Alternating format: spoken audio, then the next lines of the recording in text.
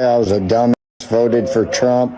It was the worst decision I ever made. I've seen the light, and I got out of MAGA. A lot of us there have seen the light. We have deep regrets. I feel guilty because I voted for Trump twice. I feel very guilty because I feel responsible. That's why he's still running. I used to be a MAGA Republican, and now I've turned blue. Stacey said, quote, "When we said safer borders, I thought he was thinking, let's stop the drugs from coming into the country. I didn't know he was going to start raiding places." She said she didn't believe he would actually follow through on some of the more hardline policies he touted during the campaign. 49-year-old Omaha, Nebraska resident said, quote, "Now I'm like, dang, why didn't I just pick Kamala?" Emily Anderson from Duluth, Minnesota, categorizes her vote for Trump this year as the, quote, "biggest mistake of my life."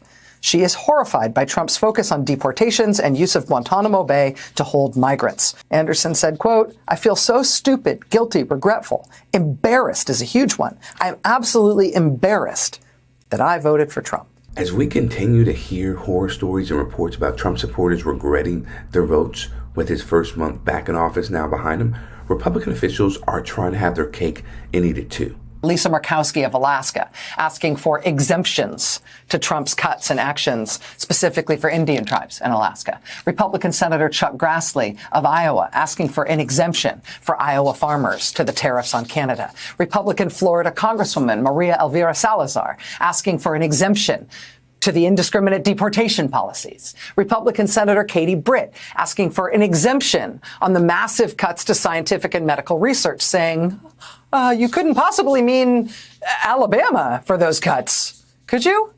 Not Alabama. You want these cuts elsewhere, right? Republican Senator Susan Collins of Maine saying the same thing, saying surely those cuts don't apply to the universities and labs in Maine. She said if it applies to the ones in Maine, that would be, quote, devastating. Well, it's admittedly satisfying, to some degree, to see these people finally come to terms with reality and recognize what we've been warning them about for years now.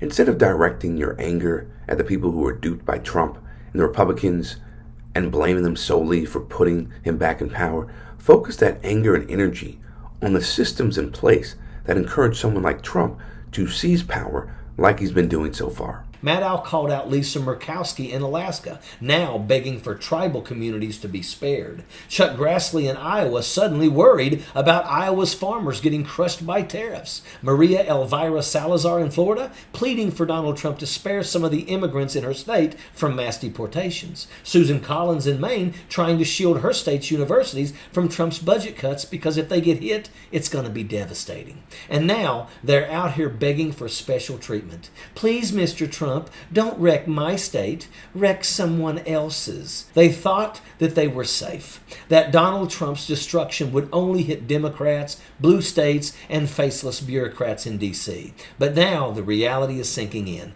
Trump is an equal opportunity destroyer, and they have no plan, none, on how to deal with it. And here's the thing, Maddow made clear, if we still have a functioning political process, this will matter. Because when an authoritarian starts losing support from inside his own movement, when even his most devoted followers start suffering the consequences, that's when things start to crack. Republicans thought that they were signing up for a war against the deep state. Instead, they signed up for a war against their own voters. And now, with Virginia's elections just a few months away, they have to figure out how to sell this disaster to people watching their jobs disappear. Because when your own governor is standing at a press conference mumbling about an aid package that doesn't exist, when your Republican senator is on TV begging for exemptions, and when you're suddenly realizing that Trump doesn't care about you any more than he cares about the deep state, well, let's just say people might finally start waking up. And when they do, it's not going to be pretty. The regret is real, and it's hitting them like a brick wall. Leaving MAGA is trending, and the clips keep rolling in. Lifelong Trump supporters, business owners, diehard Republicans, now openly admitting that they were conned. One after another, they're confessing their regret. I don't know why Republican members even show up to this committee or to Congress when it's clear who's really in charge of the federal government right now, and that's Elon Musk. And at the beginning of this hearing, when we asked our Republican colleagues if we could bring Mr. Musk to this committee, Republicans ran cover for him. They want him hiding in the White House tweeting and they voted unanimously that they didn't want to hear from Elon Musk. Supposedly, this committee is supposed to be about rooting out waste, fraud, and abuse. And I agree. So let's talk about waste, fraud, and abuse. The biggest fraud in US government right now is Elon Musk pretending to care about efficiency when what he cares about is taking your taxpayer dollars, taking your Medicare, taking your Medicaid, taking your Social Security, and enriching himself and his billionaire buddies with it. The biggest abuse in the US government right now is Elon Musk getting $154 billion richer since the election just a few months ago, while consolidating unprecedented power over your money and your government. Mr. Musk invested $227 million in Trump's election and is making billions off of it. That's waste. That's fraud. That's abuse. And speaking of waste, another waste is my House Republican colleagues showing up because they waste their time. They won't speak out about any of these abuses against working people and taxpayers.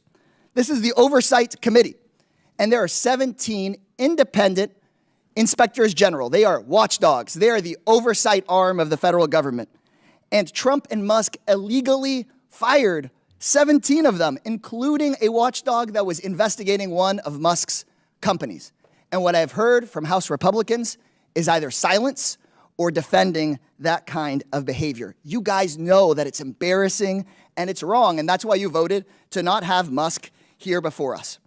Elon Musk is not doing anything to make government more efficient for working people.